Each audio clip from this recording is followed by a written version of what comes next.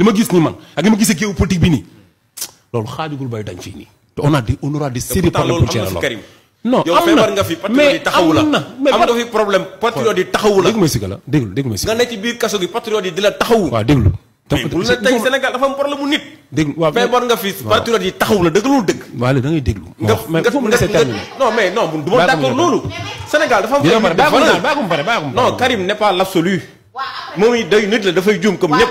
mais yow tey jii boo amee yenn problème yi ak patriote yi sax parce que yaa teen ci moyen dem ba ci biir commencé di tirer ci ko Ousmane Sonko ñun nag ku tirer su suñu leader parti bu sax am looy hésité ñu ngi si sa kaw ak koo mën a doon yow yaa dem ba ci biir nga commencé génn ay tànk bukki mais ba nga feebaree patriote yi dañ laa taxaw ci biir kaso gi patriote yi dañ laa taxaw yow xam nga loolu bu baax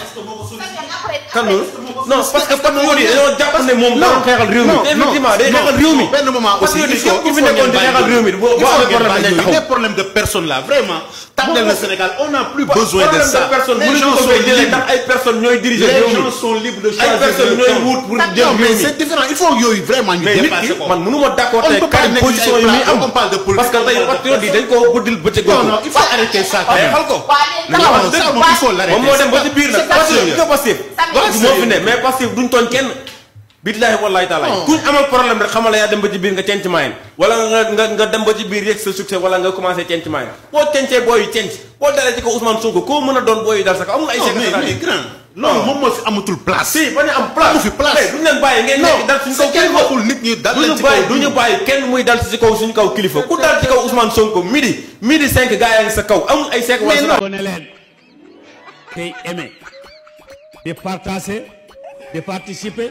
di envoyer ay cœur waaw góor